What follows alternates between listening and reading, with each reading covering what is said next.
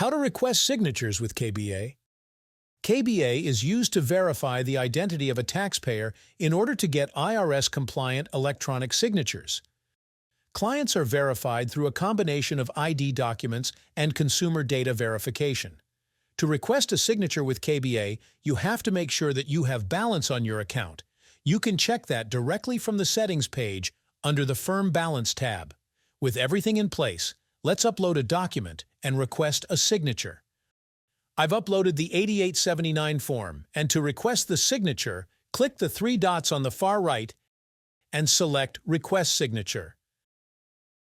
Apply the 8879 signature template and activate the Request KBA toggle. You can include a message for your clients informing them that they only have 2 attempts to pass KBA.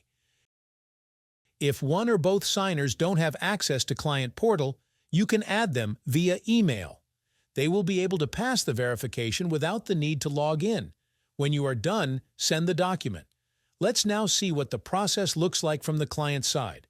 Your client will receive a notification, open the document, they will sign it, and will need to verify their Social Security number and respond to 5 randomly generated questions from their public records. These questions are typically multiple choice, covering details like their mortgage lender's name, car type, former address, or previous phone number. It's crucial to understand that this process serves as a digital identity verification rather than a credit check.